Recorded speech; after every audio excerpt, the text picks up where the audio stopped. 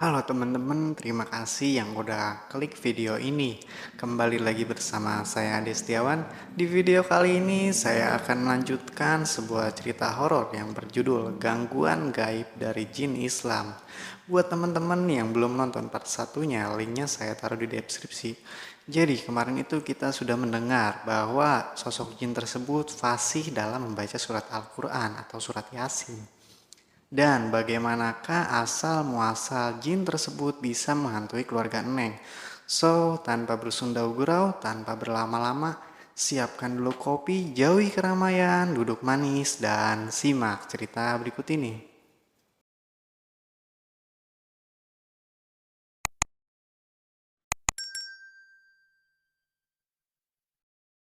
Belum selesai membaca surat Yasin itu, tiba-tiba gelas yang berisi teh manis hangat yang sengaja disediakan untuk mereka yang hadir di pengajian malam itu pun terpecah secara bersamaan di hadapan para jemaah. Pecahan kaca itu ada yang melukai anggota tubuh jamaah yang hadir, dan akhirnya pengajian malam pertama itu pun bubar, dan rasa takut para jamaah malam itu pun berlarian keluar rumah. Pak RT pun menyarankan agar pihak keluarga mengungsi ke rumah tetangga atau saudara terdekat. Kabar kejadian saat pengajian itu tersebar dengan cepat ke seluruh penjuru kota S. Kabar yang beredar saat itu bermacam-macam. Ada yang dilebih-lebihkan dan ada juga yang mengurang-urangkan. Bahkan ada yang menganggap itu adalah pesugihan. Bahkan ada juga yang menganggap itu adalah jin peliharaan. Kami selaku pihak keluarga merasa risih mendengar kamar dari berbagai penjuru kota. Hampir setiap hari rumah mereka dikepung oleh ribuan massa yang datang penasaran. Walau mereka hanya ingin melihat, tetap saja kami pihak keluarga sangat terganggu oleh banyaknya pertanyaan dari berbagai elemen masyarakat. Sampai pihak keluarga RT, RW, dan Pak Lurah dan Pak Camat turut berunding akan kejadian ini. Sampai akhirnya pihak kepolisian turut adil dalam menyikapi fenomena yang terjadi di rumah itu. Kini dijaga oleh pihak kepolisian. Waktu itu pihak keluarga pun mengungsi ke rumah saudara terdekat untuk menghindari fitnah serta gangguan itu sendiri. Waktu pun terus berlalu. Pengajian yang dilakukan selama 7 hari tidak membuahkan hasil. Malah di setiap malam pengajian, korban yang terluka selalu bertambah banyak. Sampai akhirnya kami kedatangan tamu dari Jawa. Beliau mengaku sebagai paranormal atau dukun. Pihak keluarga menolak mereka, tapi mereka bersikeras ingin membantu secara sukarela. Pihak keluarga tidak bertanggung jawab atas terjadi hal-hal yang tidak diinginkan dikarenakan pihak keluarga tidak mengundang mereka. Pada waktu itu, pihak keluarga terheran-heran bagaimana bisa kabar ini bisa sampai ke daerah Jawa. Mereka pun menjawab bahwa seluruh ikatan paranormal dan yang menekuni dunia spiritual telah mendengar kabar tersebut. Jangan kaget jika dalam waktu dekat akan banyak para pelaku spiritual berdatangan kemari, kata mereka. Mereka pun tak berlama-lama segera melakukan ritual di dalam rumah sambil pihak keluarga mengawasi dan juga dari pihak kepolisian. Tidak ada perlawanan yang berarti, hanya dalam waktu beberapa menit saja, 3 paranormal dari Jawa itu pun muntah darah secara bersamaan. Mereka pun menyerah dan menyampaikan pesan kepada pihak keluarga bahwa jin yang bersemayam di rumah ini adalah panglima perang dari kerajaan jin di salah satu gunung tertinggi di Jawa Barat. Jin ini sangat sulit untuk dikalahkan karena termasuk jin golongan putih yang beriman kepada Tuhan. Mereka pun pamit pulang. Tak berselang lama datang kembali seorang ahli spiritual juga. Kali ini beliau datang dari daerah Banten, yang tentunya sudah terkenal dengan ilmu kanuragannya. Saya dan ayah saya pun turut hadir saat seseorang dari Banten ini datang. Saya hadir karena memang diundang untuk membantu sesama saudara yang sedang terkena musibah dari kejadian ini. Seseorang yang mengaku ahli spiritual ini meminta izin untuk bisa melakukan penaklukan terhadap jin tersebut. Lagi-lagi kami pun menolak karena dikhawatirkan akan membahayakan orang itu sendiri. Tapi tetap saja orang itu bersikeras bahwa dia sanggup untuk menangkap jin itu. dan akan beliau bawa pulang ke Banten. Kami pun pihak keluarga mempersilahkan, tapi dengan perjanjian kami tidak bertanggung jawab atas apa yang terjadi. Beliau pun setuju akan hal itu. Kami, pihak keluarga yang laki-laki dikumpulkan untuk menyaksikan interaktif antara beliau dan jin tersebut. Beliau pun mulai berkomat kamit, lalu mengeluarkan beras ketan yang sudah beliau siapkan sendiri. Beliau pun melemparkan beras ketan itu tepat ke arah jin tersebut. Kami yang berada di dalam ruangan rumah, termasuk saya sendiri, melihat kejadian itu. Kami semua bisa melihat jin itu dengan sangat jelas, dan wujud jin itu bertubuh hitam, gelap, dan gemuk dengan kain penutup tubuh berwarna hijau dan berselendang putih dipenuhi aksesoris seperti dari akar pepohonan. Berwajah bulat dengan berwarna putih yang tak memiliki bola mata hitam seperti manusia, dan jin itu berambut api yang berwarna merah, kuning, hijau, biru, dan jingga. Pada waktu itu ada rasa takut pada saya sendiri, mungkin banyak yang menyaksikan juga, jadi tidak terlalu membuat nyali saya ciut. Beliau pun melanjutkan dengan berkomunikasi dengan jin tersebut mengenai asal-usul dan kenapa sampai bisa melakukan kejadian ini. Dengan suara yang bergema, jin itu menjawab, "Aku berasal dari sini. Tempatku memang di sini. Kalianlah yang pendatang, dan aku persilahkan kalian tinggal di sini." Sambil tatapan jin itu mengarah kepada mertua Dani. "Sampai aku pergi lama karena mendapatkan tugas perang dari raja kami. Setelah saya selesai dengan tugas itu, aku pun kembali ke rumah ini. Saya sangat merasa sakit hati karena laki-laki itu." Tangannya menunjuk ke arah Dani. "Dia telah menikahi Neng, seorang anak perempuan yang sudah sangat aku sayang sejak kecil." Beliau pun meminta agar jin tersebut melupakan Neng karena sudah menjadi milik Dani. Jin tersebut langsung melirik sang ahli spiritual itu dengan cepat dan jelas. Saya melihat tangan jin itu menyambar dada sang ahli spiritual hingga akhirnya terlempar ke arah lemari, dan lemari itu pun jatuh menimpa beliau. Jin itu pun menghilang kembali entah kemana. Kami semua kaget dan syok melihat kejadian yang sangat cepat itu. Sampai akhirnya kami semua tersadar dengan segera menyelamatkan sang ahli spiritual itu dari lemari yang menimpanya. Seperti yang sudah-sudah, akhirnya beliau menyerah juga. Entah sudah beberapa hari kejadian ini berlangsung, sepertinya tidak akan pernah selesai. Rumah itu seperti dijadikan ajang adu kekuatan oleh segelintir orang. Ditambah lagi, kami kedatangan paranormal yang sudah tidak asing lagi di kaca pertelevisian. Sama seperti yang sudah-sudah, beliau juga ingin berinteraksi dengan jin tersebut. Tapi bedanya, beliau hanya berkomunikasi dengan jin tersebut. Paranormal kondang ini menawarkan sebuah solusi, yaitu menghargai rumah itu seharga 1 miliar. Penawaran yang menarik tentunya, akan tetapi pihak keluarga tidak bersedia melepaskan rumah itu jika nantinya akan digunakan hal-hal yang tidak baik. Penawaran pun naik menjadi 3 miliar.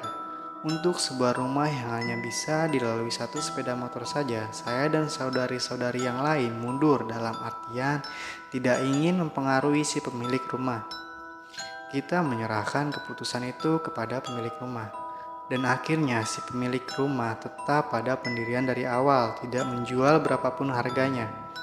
Paranormal kondang itu pun menerima keputusan itu. Beliau pun pamit pergi, tapi sebelum itu dia mengatakan, "Jin tersebut tidak bisa dikalahkan. Kalian akan menyesali penawaran ini."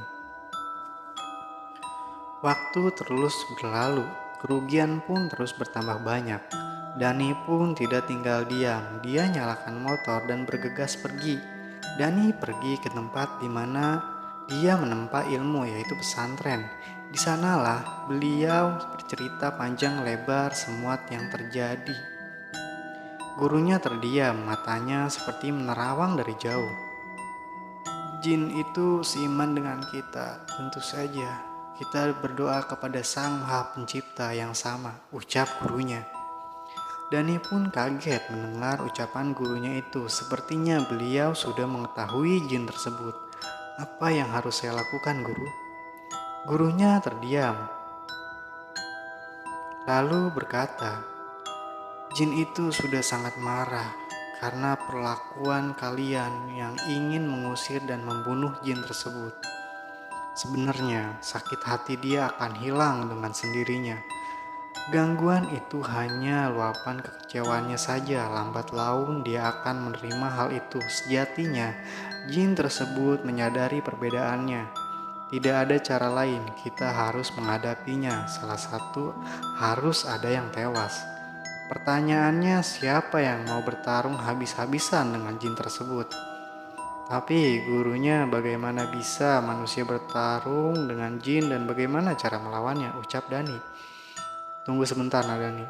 Sang guru keluar dari ruangan melangkah ke rimbunan pepohonan lalu kembali lagi ke ruangan. Tugasmu carikan saja seseorang yang bersedia bertarung dengan jin itu. Tapi ingat, salah satu akan ada yang tewas. Jika kita menang, jin itu akan tewas, dan jika kita kalah, orang yang bertarung itu akan tewas. Syarat yang sangat berat bagi Dani. Dani pun pamit pulang. Di perjalanan Dani terus memikirkan hal tersebut. Dani terus bertanya-tanya, siapa yang bersedia melakukan itu? Akhirnya Dani sendirilah yang bersedia melakukan itu. Semua tekadnya sudah bulat. Jika jin tersebut memiliki istrinya, dia harus melangkahi dulu mayatnya. Akhirnya Dani sendirilah yang bersedia melakukan semua itu. Tekadnya sudah bulat. Jika jin tersebut ingin memiliki istrinya, dia harus melangkahi dulu mayatku. Singkat cerita, Dani pun menghubungi gurunya di pondok pesantren. Gurunya pun datang dengan 14 guru lainnya. Apakah kau benar siap, Dani? Biar saya jelaskan dulu sebelum ini dimulai. Kau akan dirasuki oleh jin yang sangat kuat. Jin ini berasal dari penunggu pondok yang dahulunya jin kafir yang berhasil ditaklukkan oleh ajengan pendiri pondok pesantren tempatmu menimba ilmu. Dahulu jin yang ngamuk di rumah mertuamu ini pernah membantu ajengan guru besar kami dalam menaklukkan jin kafir itu. Jadi secara tidak langsung jin ini pernah berhadapan dengan jin tersebut. Tetapi jin ini tidak mau mengorbankan dirinya. Jadi dia akan menumpang pada tubuh orang yang bersedia tewas dalam pertarungan ini. Kami, para keluarga dan saudara, menolak keinginan Dani untuk menjadi wadah dari pertarungan sesama jin. Terlebih lagi, istrinya, Neng, sangat khawatir akan segala resiko yang akan terjadi. Akan tetapi, tekad Dani sudah bulat. Tindakan jin tersebut sudah di luar batas dan harga diri sebagai suami yang sudah dihinakan oleh jin tersebut. Akhirnya kami mengizinkan tekad Dani tersebut. Proses ritual pun dilakukan. 7 orang berdiri di setiap sudut rumah untuk membuat benteng gaib agar jin yang di dalam tidak bisa keluar dan jin yang di luar pun tidak bisa masuk. Mengingat jin tersebut adalah panglima perang, pasti punya pasukan yang banyak. Dani pun bersiap untuk melakukan ritual. Dani bersila di halaman luar rumah sementara 7 guru lainnya yang bersiap memanggil jin yang bersemayam di pondok. Ketujuh guru itu bersila mengelilingi Dani, sedangkan guru besarnya berada di hadapan Dani. Tak lama, yang ketujuh guru itu yang sedari tadi bersila, kini berdiri secara serentak. Tangan mereka semua mengangkat ke atas seperti menahan sesuatu yang sangat berat. Lalu mereka semua seperti melemparkan sesuatu secara bersamaan ke arah tubuh Dani. Seketika itu pula Dani terpental ke arah depan dengan posisi tengkurap. Tak lama Dani pun mulai bangkit, wajahnya aneh, matanya mengecil menyepit. Saya mau. Saya melihatnya seperti bukan wajah Dani yang ku kenal. Dani mulai berdiri dan di hadapannya sang guru besar pondok mencoba menuntun langkah Dani. Dani berjalan seperti yang berat langkahnya. Gontai sempoyongan, beberapa kali Dani terjatuh, lalu bangkit dan berjalan lagi, lalu jatuh lagi. Saya melihatnya sangat khawatir berjalan seperti itu. Yang tak kuat bagaimana dia akan bertarung, gumam saya dalam hati. Meski demikian, Dani tetap tersenyum, menyeringai sangat mengerikan entah sosok apa yang dirasuki Dani. Dani terus dituntun langkah oleh sang guru besar, seolah-olah makhluk yang merasuki Dani itu pun begitu patuh padanya. Sampailah ke depan pintu rumah sang guru, menggerakkan tangannya seperti membuka sesuatu yang entah apa itu. Lalu sang guru besar membuka pintu rumah lebar-lebar secara bersamaan. Tiba-tiba Dani melompat dari luar pintu rumah, masuk ke dalam. Saya sangat terkejut melihat hal itu, padahal tadi Dani berjalan sempoyongan, bahkan sampai terjatuh beberapa kali. Tapi setelah pintu dibuka, dia mampu melompat sejauh itu, seperti harimau yang sedang melompat untuk menerkam mangsanya. Dani pun melompat masuk ke pintu rumah. Pintu rumah pun tertutup dengan sendirinya. Seiring dengan itu, seluruh kaca jendela di dalam rumah pecah secara bersamaan. Teriakan dari dalam rumah saling bergantian, teriakan yang satu melengking dan teriakan yang lainnya bergema. Sepertinya suara yang bergema itu sudah tidak asing lagi bagi saya. Genteng rumah pecah satu persatu seperti petasan yang meledak-meledak. Entah energi apa ini. Suara benda berjatuhan seperti perabot dapur dibanting-banting. Saya yang ketika itu berada di luar rumah merasakan kengerian yang begitu dahsyat. Terbesit di pikiran, selamatkah Dani dari kengerian ini? Saya merasakan waktu yang lama Dani tak kunjung keluar dari pintu rumah. Satu persatu, 7 orang yang berada di sudut luar rumah yang membuat benteng gaib itu pun tumbang satu persatu. Dengan sigap, ke-7 orang lainnya menggantikan posisi orang-orang yang tumbang tersebut. Hal itu membuat kami menjadi semakin khawatir dengan kondisi Dani di dalam rumah. Akhirnya, pintu rumah pun terbuka dengan sendirinya. Tapi saya tidak bisa melihat Dani di sana. Sang guru besar pun masuk ke dalam rumah. Tak ada yang berani masuk untuk memastikan selain beliau. Jujur, saya sendiri tidak siap untuk mengetahui hasilnya. Tak lama, sang guru besar pun keluar memberitahu pihak keluarga bahwa Dani baik-baik saja. Dia pingsan dan tubuhnya butuh bantuan medis. Saya mendengar hal itu langsung sigap untuk menolong Dani. Saya melihat tubuh Dani penuh dengan darah dan Dani pun masih bisa bernapas. Saya pun menggotong Dani dengan bantuan saudara-saudara yang lainnya untuk dibawa ke rumah sakit terdekat. Dani tak sadarkan diri sampai 2 hari, tapi syukurlah dia selamat.